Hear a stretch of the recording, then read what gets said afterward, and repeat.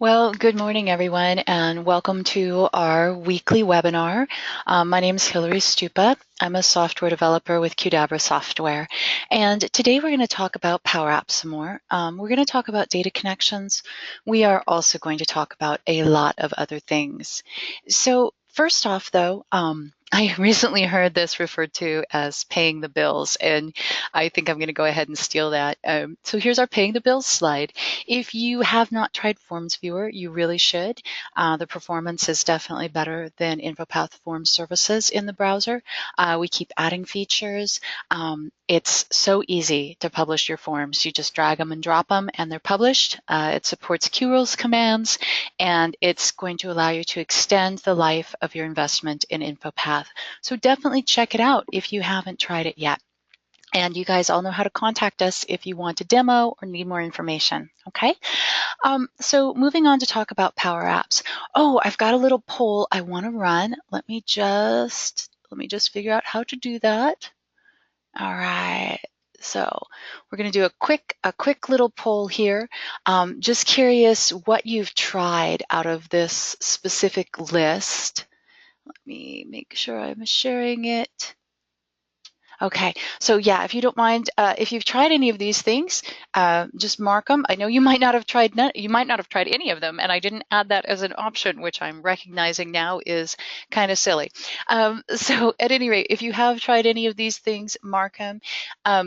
Visual Studio Light Switch, that I tried once or twice. It developed kind of a passionate following that was extremely upset upon its death, as we so often see when something gets deprecated. Project Sienna was sort of a precursor to PowerApps. I definitely see reflections of both of those two products in PowerApps. So I'm going to go ahead and just close this. I don't want to take a ton of time on polls. I just wanted to get a sense of whether you tried any of these things. So here's kind of the history. It was introduced in November 2015. The public preview was April 2016. The SharePoint list rollout, where it started showing up in Office 365 on the list command bar to be able to use Power Apps to customize your SharePoint list. That started in about August 2016. And it was generally available October 31st, 2016. So I went looking at some blog posts to find this information, and I also went and kind of dug through my email because I remembered I'd signed up for a private preview and was accepted. And so when I first tried Power Apps, it was back in January of 2016. I struggled with it. I didn't think much of it. I felt like the documentation was really minimal. I felt like it was confusing. It was hard for me to get my bearings. I'm spoiled. I've worked with InfoPath pretty much since it was released and really exclusively since 2008. And so, I mean, I know InfoPath like your spouse, right, or your pet. You just really, I don't, I'm super comfortable with it. It's old jeans and a t-shirt, right?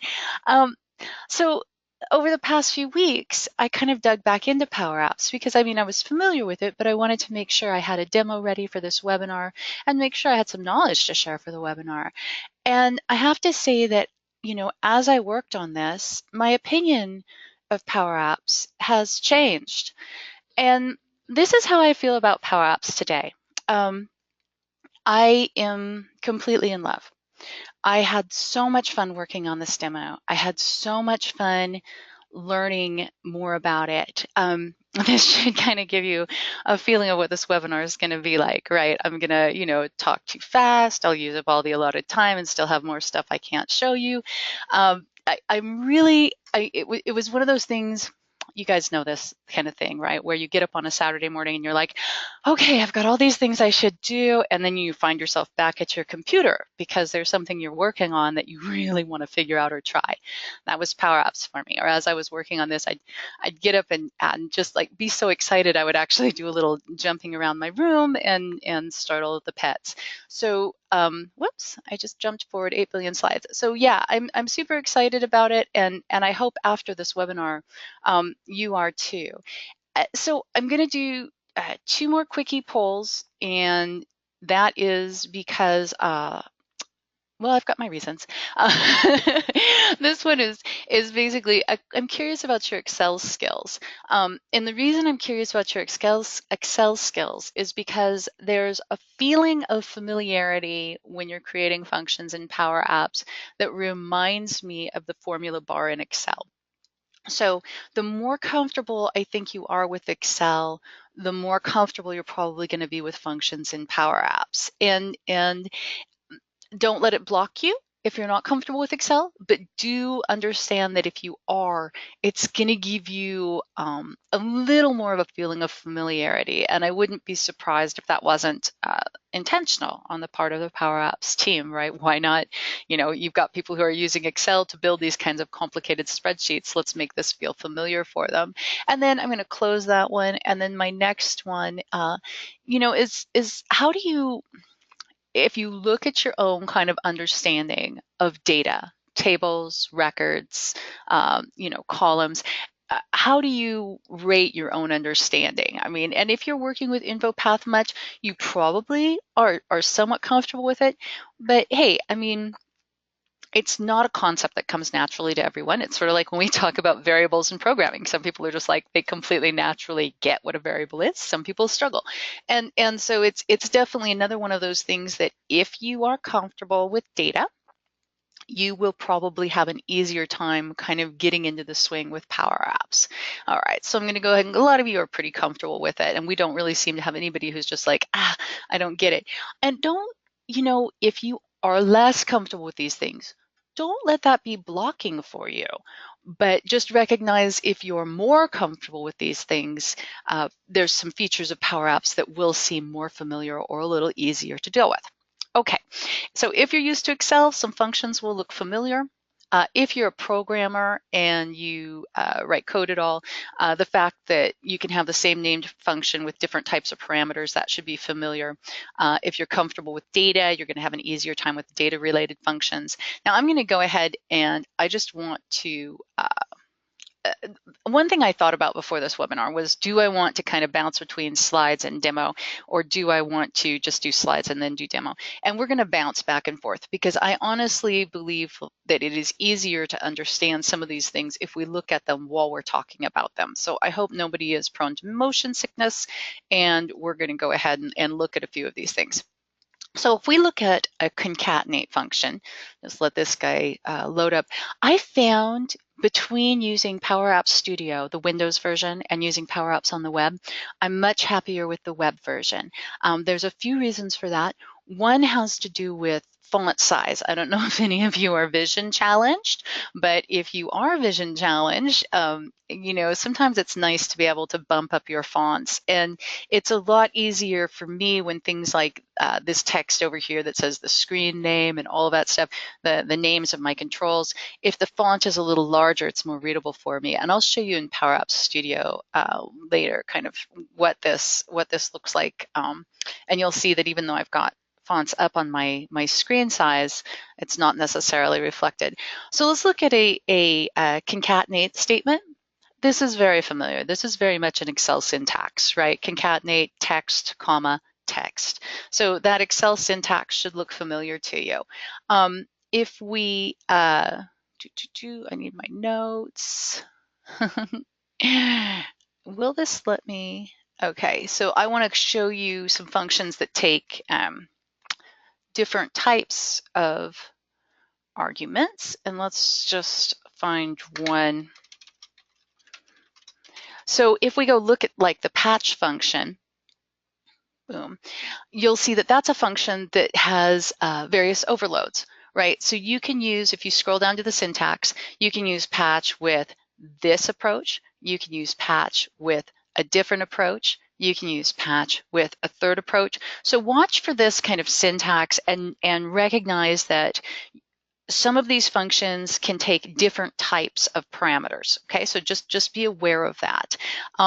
If you want to learn kind of more about Power Apps and data, there's a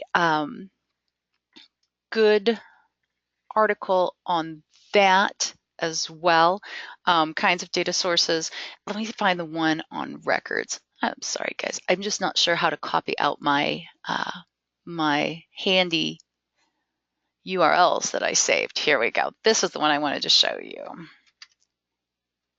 Okay, and think about, here's working with tables. So this documentation, you guys, these links are in my notes, in my slides, so be sure you get my slides after I'll make sure I send my slides to you after the webinar so that you've got them. But this was a good description of like tables and records, and kind of as a nice refresher, if you think about it, it does use Excel-like examples, which I think is very useful.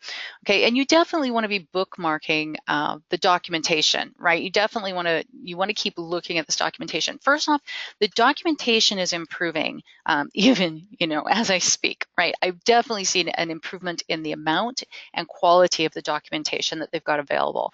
Secondly, your ability to understand the documentation will also improve. So when I first looked at documentation for PowerApps, first off, I was struggling with this whole, oh, this is all brand new. I'm not so certain that I'm comfortable with it. And then second off, understanding breeds understanding, right? So you know how learning something new, there's that initial kind of, oh my gosh, I'm never going to get up this hill. And then you start gaining some momentum. So if you revisit the documentation frequently, things that did not make sense the first time you read it will begin to make sense. Remember, like the first time you ever looked at like some MSDN documentation, and I've talked about this before. Don't think you can't understand it. Just read it slowly, take it apart, look up anything you need to. You can completely understand it, but you have to get kind of that baseline of knowledge first before it starts making sense. And you'll find the same thing with PowerApps. Now they've got great guided learning. There's some edX courses, and these things can also help you kind of get in there. But review it. You will shift, the docs will shift. Both of those things will change. Remember how it used to be hard to understand current or preceding sibling, right? You're going to get it. So also leverage sample apps. That's going to help you. That's going to help you understand things. Let's take a quick look at one of those. They have these sample apps, and I did a save as on one of them, so it'll be available here on my web PowerApps site as soon as that loads up.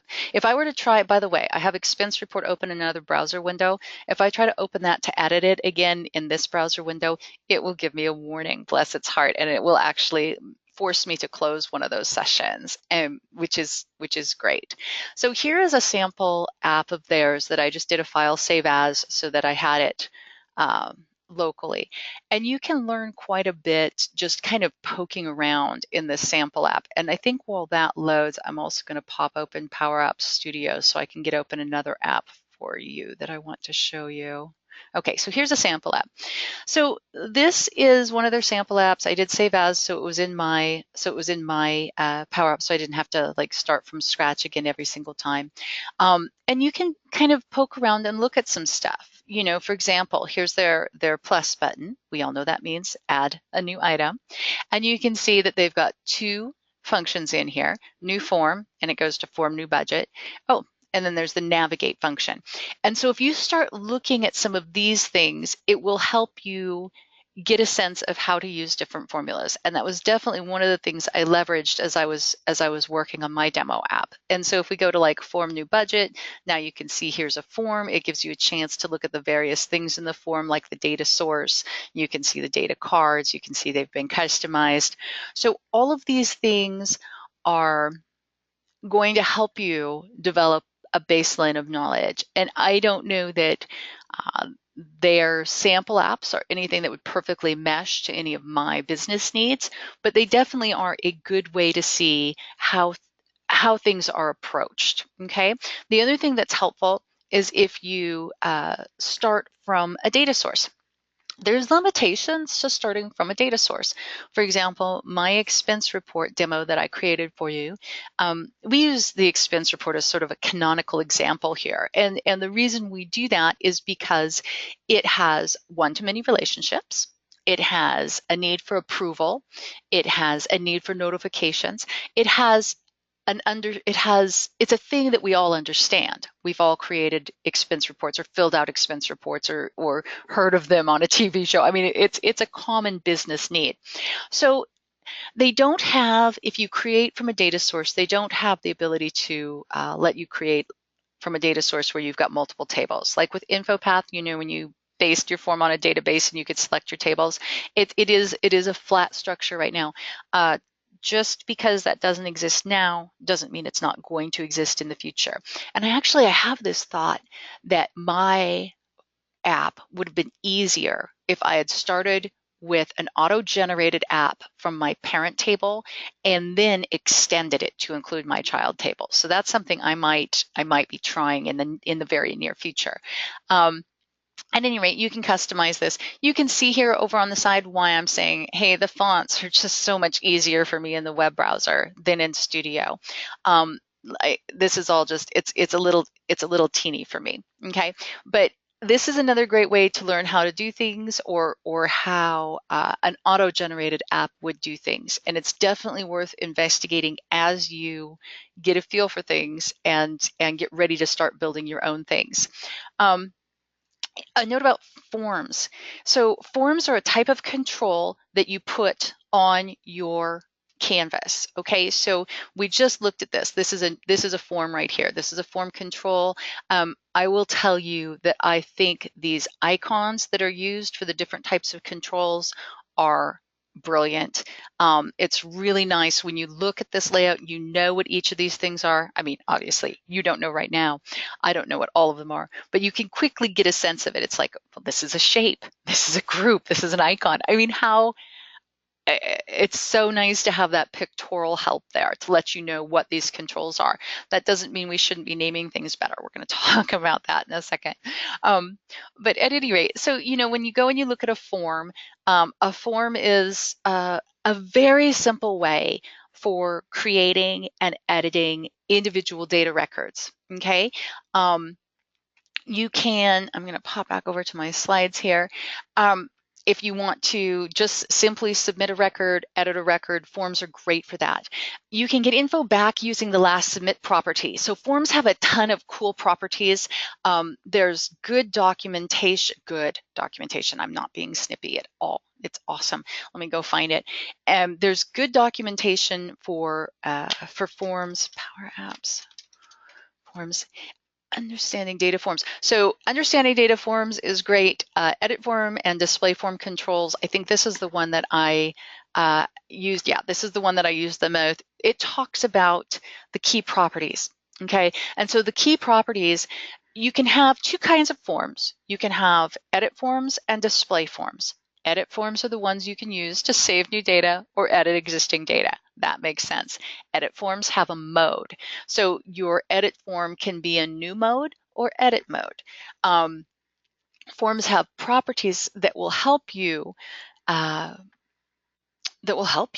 There's last submit. So in my form here, if we get back to my app, in my form here, what I've decided to do is on my add new report form, when the user goes to add items, I go ahead and I submit this report as a draft, and then I start collecting the items that I want to submit, collecting the child items. And I will run the demo for you once we get through all this other stuff. But one thing that I do is I submit the form and then I create this variable called current record, and I get the last submit report ID. So my report ID is an auto-incrementing integer. It's a SQL identity. I'm submitting here to the SQL database, and you can see my report IDs here. There's just blah, blah, blah, blah, blah. So I want it back because I need it for my child records. I need to make sure my child records have the same ID. So, and I also use this throughout my app to kind of indicate things when I want to know what report number I've got. So I created a variable. Creating a variable is just this easy. It's a set statement. You put in the name of the thing you wish to set and then the value.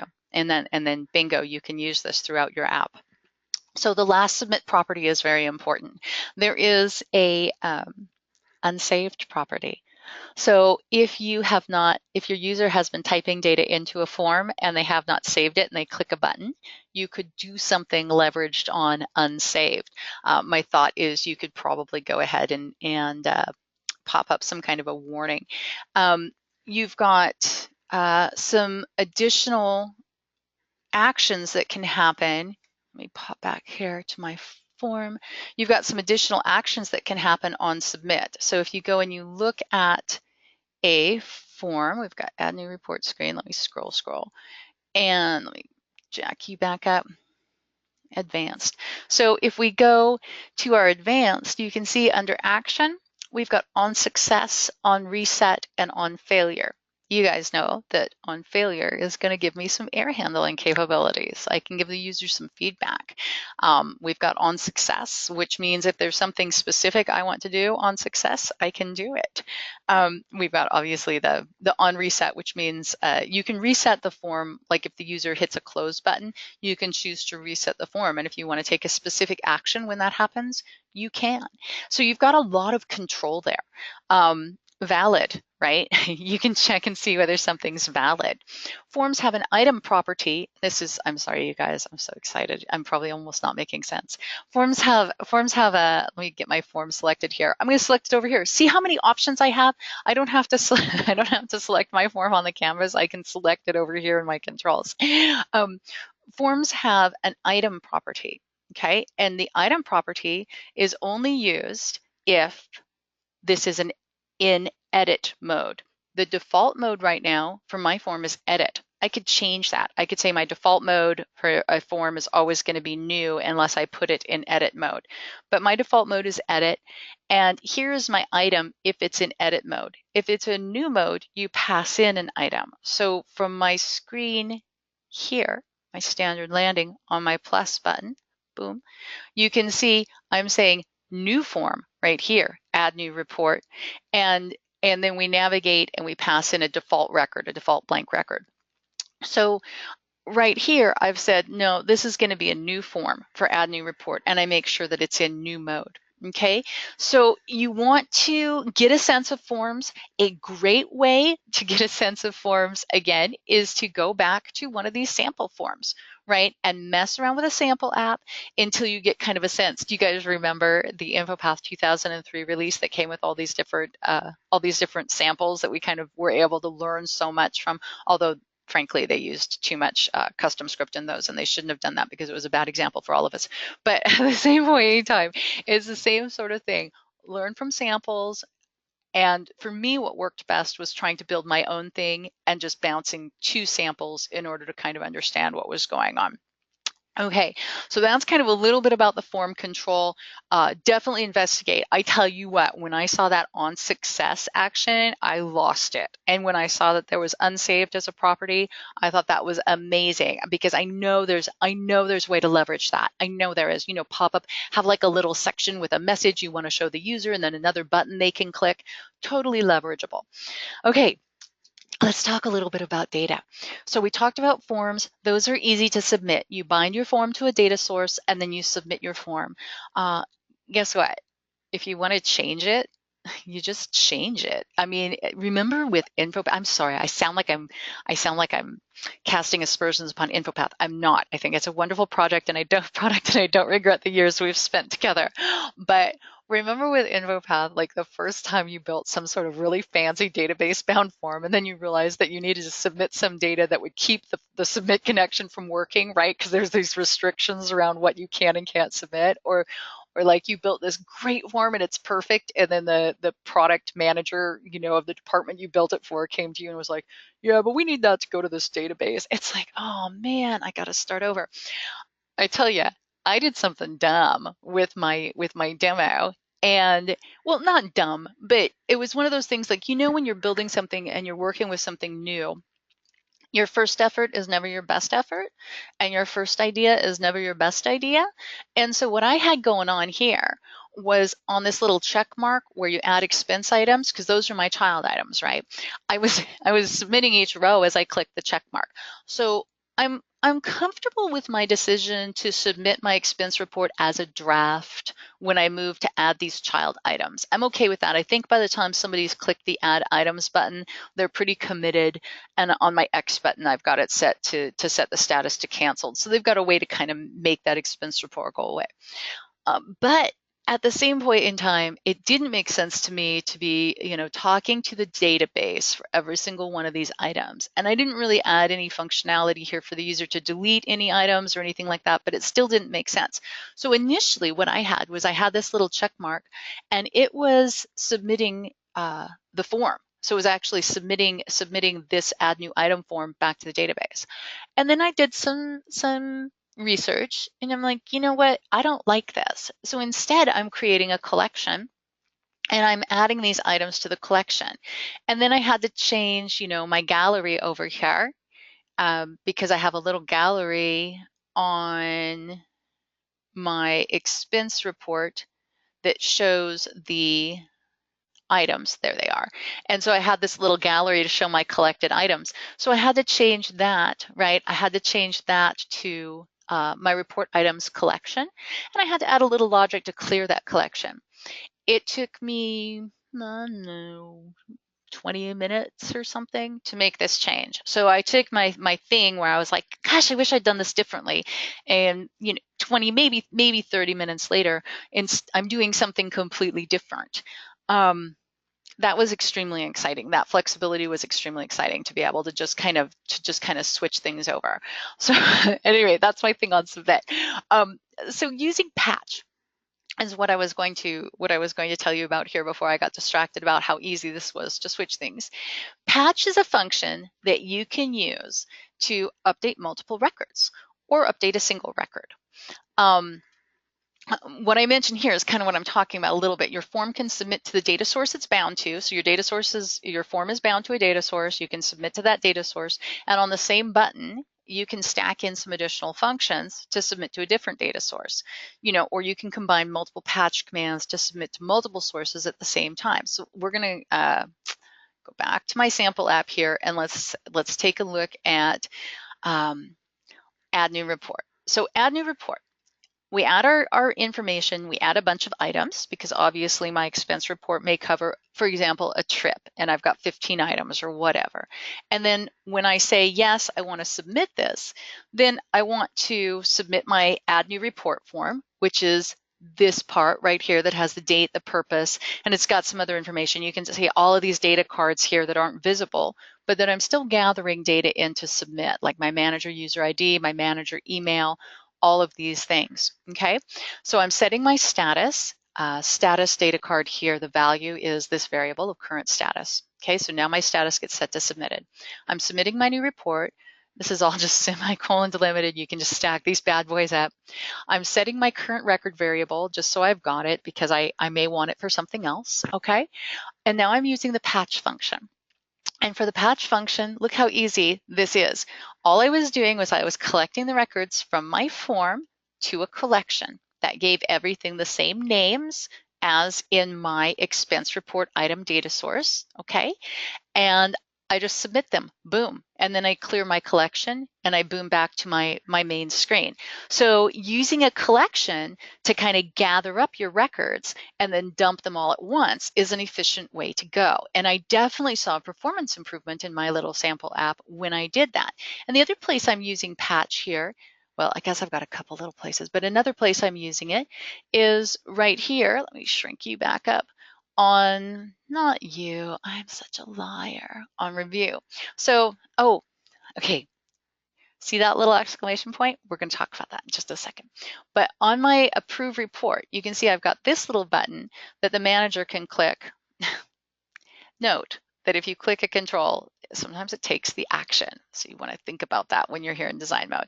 So here I've got my little control. And what I'm doing in this case, the manager's approved it, right? So I'm going to patch my expense report. I go and I get the right record. Let me expand this. I get the right record. I do a lookup for the expense report based on the expense report that was selected in the previous screen. I set the status to approved, and I set the approved date to today. And now I've got another patch function buried here inside of a for all. Another side note, if you're not using Notepad++ yet, I will encourage you yet again to download and install it because it's got parenthetical highlighting. And just like when you're kind of learning XPath and you sort of need something to show you where your square brackets and your parentheses are, parenthetical highlighting is extremely helpful when you're dealing with complicated nested formulas, and I used it more than once. So, copy out complicated formulas in sample apps, put in a line break every semicolon so you can read each individual statement and highlight the parentheses so you can kind of see what's going on. Okay, so at any rate, I'm doing a for all here. So for every single expense report item, I'm doing a little column rename because I've got some naming collisions. And then I'm running a patch to send these lines to an Excel file. Okay, so I'm submitting data to a number of places on this same button. I'm doing a SQL update, I'm sending some stuff to an Excel file, and if I want to change this, all I have to do is just change that formula. Nothing else needs to change. I can send data to all kinds of places. It's super exciting. So just as a side note, why do I have an exclamation point here? Mainly it's because I don't have anything selected here. This gallery is supposed to show the selected item from here. So if I select an item here, my exclamation point goes away. Just so you know, because the first time I saw that, I freaked out and wondered what had broken on me, okay? All right, so use patch to submit data wherever you want. You can submit data to wherever you want. This gets better, okay? You can run a flow. You can run a flow from a PowerApps control. You can add a Microsoft flow to any control. You can pass parameters from your app into the flow. It's very easy. You need to know that it's not going to give you data back. Okay, so I didn't know that. I didn't know that. My design included getting data back. That was not, it did not work. I had to rethink it. So keep that in mind while you're working, that you can't necessarily get data back. That's not blocking. That doesn't mean it's always going to be like that. That may change, but at the same point in time, you need to be aware of it. So if you want to add a flow to a button, on your button, you go to Action and you hit Flows. Okay, no flows have been selected, and you can do one of these, or you can create a new flow. If you create a new flow, guys, I'm sorry, I'm so excited. It goes ahead and creates this little PowerApps thing. So now you've already got that. So we're going to say new step, and we're going to add an action, because one thing I haven't done yet is I haven't mailed the originator when this is approved, right? And so we're going to hit mail here. I'm so sorry, you guys. I'm gonna go over on time. I'm just terribly excited about all of this. And we all know from my previous webinars that for some reason I have not been able to configure my Office 365 email, which is just, embarrassing.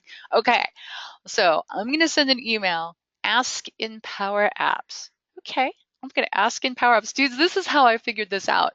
I'm like, just ask in Power Apps. What does that mean?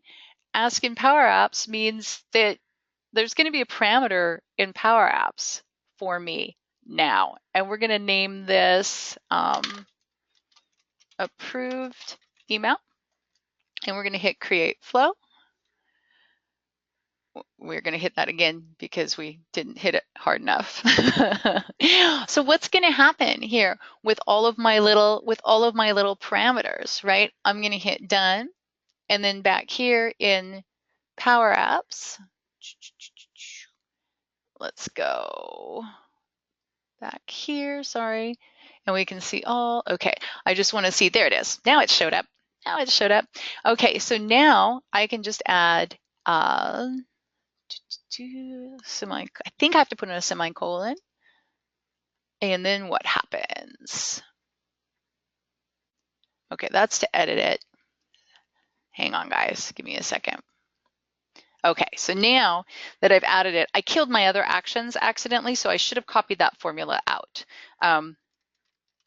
Okay, we're just gonna copy that out real quick. Live and learn, right? And boom. So now it adds it. So we're gonna run this, and now it says complete flows parameters in formula bar. And I grabbed the wrong one because I'm just not made of smart today. So we're gonna add that one instead. There we go. So I'm saying approved email run, and you can see send email to.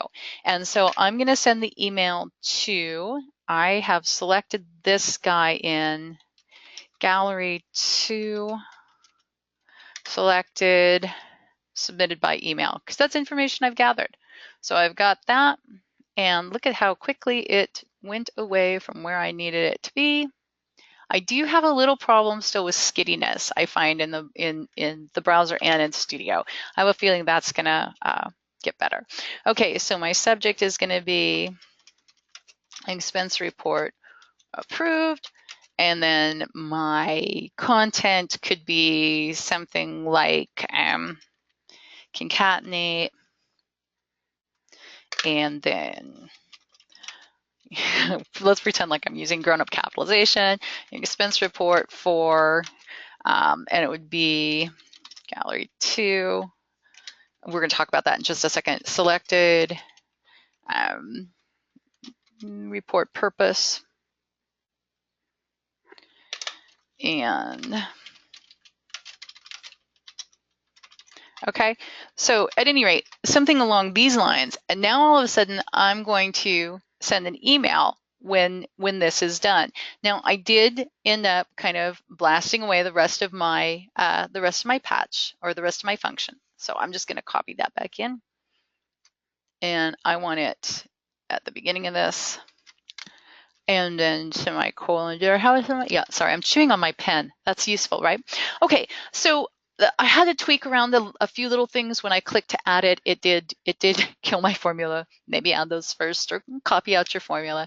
But you saw I was able to like Control Z when I accidentally blew my formula away. Okay, so it's that easy. PowerApps works nicely with this. It lets you PowerApps and Flow work well together. You saw how easy it was to create those parameters that I wanted to pass in. It was just simply click ask in PowerApps, and that creates parameters for you to pass in. So definitely leverage flows for actions. Okay. And I have another one that I'm using too that I'll show you. I wanted to talk about environments briefly. So in environments, you can create new environments. Let me just back to taskbar. And back over here, here's my default environment. I also have an environment I created called test, okay? And so you can go to the PowerApps Admin Center. Let's get back here. Is that going to take me to it? Who knows? And you can create new environments. Changing the app environment is pretty simple. You can do a save as to change your app to a different environment. However, different items have different migration strategies. So you'll probably have some fix up and some cleanup. So you'll probably have connections you need to recreate. You may have other things that you have to handle when you save it to a different environment. So here, this is a screenshot from the documentation about tenant migration, and there's different procedures for every single thing. You may have to be recreating them. You can save the app locally, and then you open the app and recreate it in the destination environment. But there's definitely some things to keep in mind. It's not just super straightforward, but create your app in a test environment or one environment, and then try deploying it to another environment and see what all you need to recreate. I think once you have all of your objects that you need in each environment, it would be pretty straightforward to pop your app from test into production, if that's the scenario you're looking for, is like a test to production scenario. I also think it would behoove you to practice this just like we practice everything else. So, take a little time, try saving your app, see what the problems are when you save it to a different environment so that you're prepared. And then when you change your app in test or dev and you want to deploy it, make sure you've got a little list of, okay, I added these new data connections. They probably need to also be added, and so forth. So it's just be aware that, just kind of like InfoPath, remember we publish our dev form to production and now all of a sudden all our promoted properties are blank. There's gonna be some hiccups, but it is as far as the app itself goes, it is pretty simple to do save as and select a different environment. And I do have some links in these slides for you. If you want to share your app, you have to save it to the cloud. Now, if you've been working on the web, in the web studio, it's already there.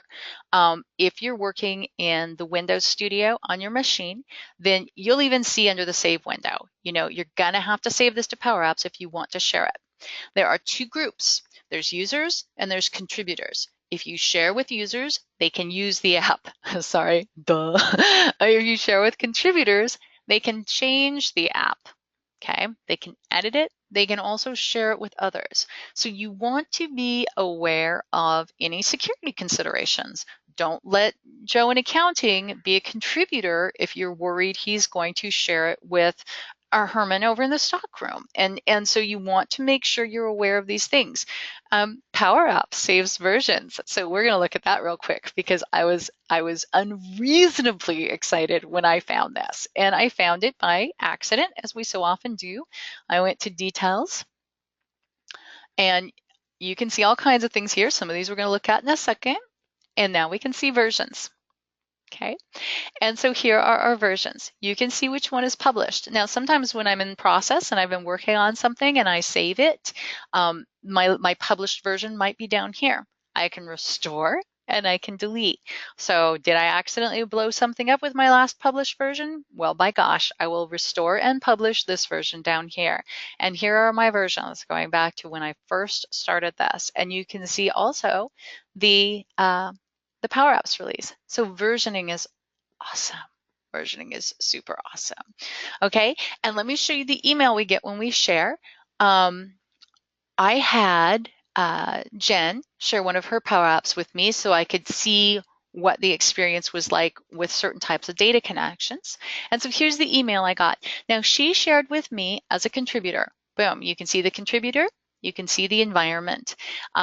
You can see I've got a link to edit the app, and then open this app in Dynamics 365. So this is an interesting thing that I wanted to talk about, which is where is my app, right? Where is my app? Okay, they are trying to make sure that you have dedicated places to go for certain activities. So PowerApps.com is for app creators, okay? So you go and you work on your app there. If you want to just use an app, you're just an app user, you want to go to Dynamics 365. I don't know why. Okay. It seemed a little strange to me. I don't understand why Dynamics 365 is going to be my home for everything, even if I'm not using Dynamics. I suppose it's because they would like me to be comfortable with it. But you can see here's my expense report. I hope you guys really like this jazzy logo I picked out for it. And you can see here's a Power App that Jimmy created a long time ago that I haven't tried yet, and it's there. And here's Jen's webinar demo, and it shows the environment, and then I can pin it and I can open it and use it. But that is where your users go to use their apps now, homedynamics.com. So just be aware of it. I don't know. When you share, you need to determine you're sharing for app resources as well. Some resources are shared automatically, others require a user action. You can look at your connections in PowerApps Home.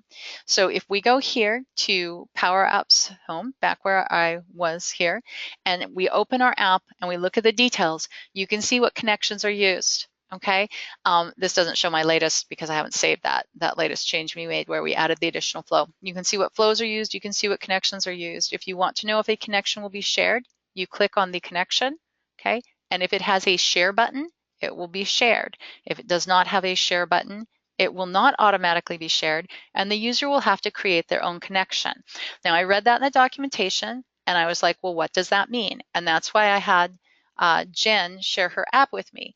And it was because I didn't really understand what does that look like, that the user will create their own connection. So I took a couple screenshots. So here is what we see. When she shared it with me and I went to use it, it basically said, you're going to have to, I don't know how to make that little, yeah. It basically said, you're going to have to connect to these services in order to use these features. And then it also had, if you clicked on view permissions, right, it also had the basic kind of SharePoint, what are we going to have permissions to? Okay, so that's sort of when you share your app, what your user might go through. The other thing your user might see is like a pop-up that they need to share their camera. What I found on my phone was with my expense report, if I had already shared my camera for a version, I didn't have to do it again unless I published a new version. So at any rate, that's kind of what goes on there. You can take a look at your connections and see what will or won't share automatically. Organizing data sources, you guys, I'm going so far over. I'm so sorry. At any rate, I hope you can hang out a little longer because I definitely want to show you my demo app too. So you can add or remove users from the app on the PowerApps homepage. Data loss prevention feature allows you to group connections, and you can click on a connection to see where it's used. So if you need to clean up your connections, right, we go here to connections, look at all my connections. Oh gosh, what a mess. So if I want to see where something is used, I can just click I, and it will show me apps and flows using this connection. So if we go back here, let's go pop down to something that I know I've got a lot of use for, apps and flows using this connection. Okay, so you can start seeing what's being used and you get a sense of what you can and can't get rid of. I want to just mention, these data policies, okay? You can create data loss policies that basically allow you to group things as business data or no business data. And that means that you can say that, look, if you are accessing SQL Server in an app, you cannot also access Chatter. Okay, so this allows you a level of control over the types of connectors that you are going to let interact. Okay, so just be aware of that. It's another thing to look at. There's so much to look at. Please take the survey at the end of the webinar because one of the questions I included was what's something else you'd like to see. So hopefully this I've dumped a ton of information on you, and hopefully you'll have some ideas for something else you'd like to see on Power Apps. But like I did a flow webinar not that long ago that we went through, and we actually built that time card reporting system, and that was because somebody suggested that. And so what I'd love is for you guys to let me know if there's something in specific, like I said, the one thing I think would be cool maybe to do, since come on, everything has parent-child data. What doesn't have parent-child data? I think it would be kind of fun to just do a walkthrough where we start from a single table, auto-generated app, and then modify it to include child data. So maybe something like that would be good. But at any rate, any suggestions you have for a future webinar? So this is my little demo app. A couple more things I want you to be aware of. There is such a thing as an onStart property. That is when the app starts, and you can set a variable. In this case, I'm setting current user, so I don't have to use user email to constantly get my current user information. If I were to move a different screen to the beginning, the onStart variable would apply to it, but it might be hard to find until I close and reopen the app. The onStart variable, when I first added it, did not work for me. I had to close and reopen the app. I actually posted on the forum for that, and I got a quick, helpful response. My data sources for my app. Here's my SQL Server child table. Let me just stretch this out. It really helps you when you're designing if you have some dummy data in there. So I encourage you to throw some dummy data in your tables or quickly create and submit some items so that you've got some data. So I'm pulling data from SharePoint for a dropdown. I'm writing some data to OneDrive.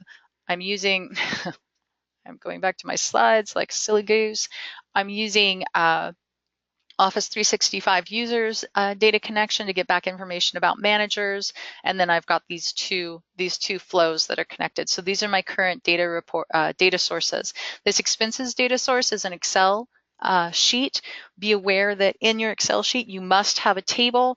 I encourage you to name your table because if your table is not named, then what you get is you get table 1 or something like that as the name of your data connection, and that's not good for anybody. So you just go into your name manager after you create your table and you can edit it, and then you can change the name. Okay, and so do be sure in your Excel spreadsheet, if you're connecting to one, that when you set it up, you have a named table in there. Okay, so my expense report, here it is. I've got my unapproved reports showing here.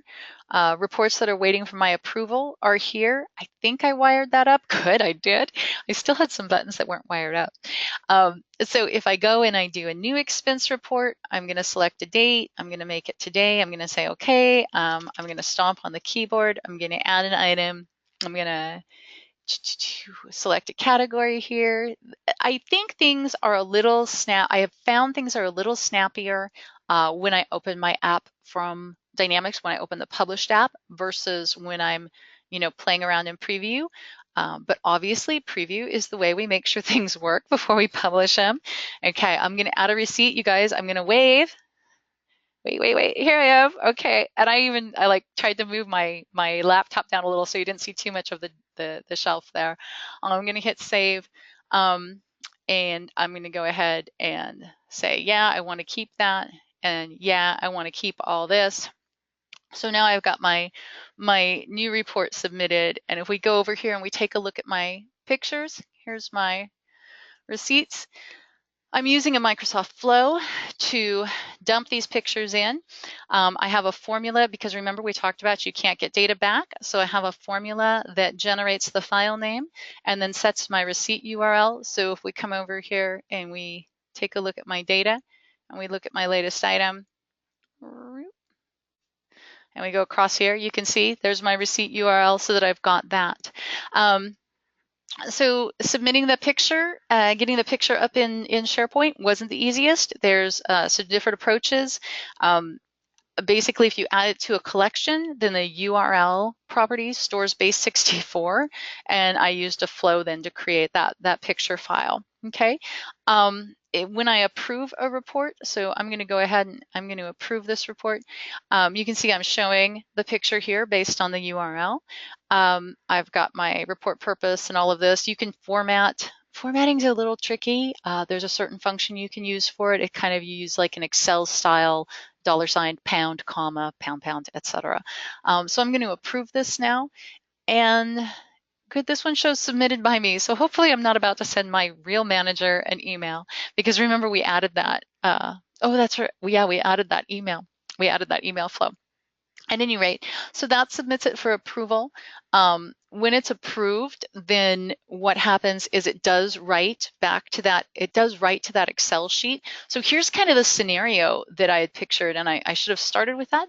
My thought was that I envisioned this expense report where when expenses are approved, the individual items, oh, look, I've got a mistake. It should have a report ID there, but that's okay. You can see I've got some others where it did have the report ID.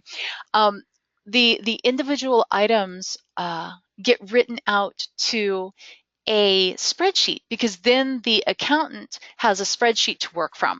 The data goes into the database because I want it stored in the database, but then I also write the items out to a spreadsheet when the accountant, so the accountant can go open up the spreadsheet and see what needs to be paid. And I did add a little flow to this too. So if you mark them paid, then the database gets updated and the items get marked to paid in the database too. But obviously we just do not have time for all of this. At any rate, that's kind of my basic little mini app. You know, you can add expense reports, you can edit your existing expense reports that haven't been approved, and you can approve expense reports. It uses a flow to send receipts to a picture library, and then I've got another flow on that expense report spreadsheet itself that will go and mark things as paid up in the table. But I know we're out of time, and I want to give you guys a chance to ask a question or two if you have it. Here is a ton of links. There's more in the presentation itself in my notes. If you go to the support link, you'll always see whether or not there's any issues. I thought that was interesting and I wanted to include it. I feel like they are actively taking interest in this ideas forum. And in fact, there's something I'm going to go look for later today and add to if they don't already have it there. So definitely check out these things. Any questions, you guys? I'm so sorry that this has gone so far over. And I do see a question here. I got to pop it out. How long did it take me to develop? So that is a super question. Now, let's keep in mind the fact that I walked into it not knowing what I was doing. Okay. And then I kind of went back and I reverted some things. I spent, I want to say 12 or 15 hours on kind of really getting to the meat of this. I think I have a lot of stuff still missing. Oh gosh, you guys, I got to tell you about naming too. Just a sec, we'll do that. I think I still have some stuff that's missing. But at the same point in time, I feel like I've got a good structure in place. And I think if I were to go and start trying something like this again, it may not take less time necessarily, but it would be more feature complete because right now my demo is not really complete. So I hope that answers. I feel like Power Apps is probably a pretty quick way to develop things once you know what you're doing. We are all at the very initial part of this learning curve. I wanted to mention naming real quick because you guys know about my, you guys all know about my issue with poorly named schemas. By this point, you guys have all heard about it. So yeah, we never name anything field 1, field 2, field 3. Oh my gosh, there is so much stuff to name here, you guys. Look at all the stuff. Like, look at all this. Am I going to name this star that shows if this thing has to have a value? Am I going to name this error message? You know, these auto-generated names are terrible. I kind of named the stuff that I thought I was going to need to use in the formula bar. And remember that there's autocomplete here. So you want to name things with names that make sense to you that you'll be able to find easily in autocomplete. Hopefully that makes sense to you. You know, when you start to type something in, you want to be able to find it. So there's some things I would do differently now. I named my data card here receipt URL. I certainly shouldn't have done that because I've got a field named receipt URL. I named this receipt URL value. I think if I were to redo this, I would start with something like val receipt URL with like the type first, because even though you've got these things to help you when you're typing in the formula bar, you don't. So keep naming conventions in mind. I think that's important. I don't see any other questions popping up. I'm so glad you were able to attend. Please, please, I beg you, fill out the survey. Let me know what you'd like to see, because I think it would be fun to walk through a few more of the building steps in a webinar in the future. And please, if you've got access to Power Apps, go check it out. I encourage you to. So thanks so much. I hope everybody has a fantastic day. And I'll talk to you again soon. Thank you.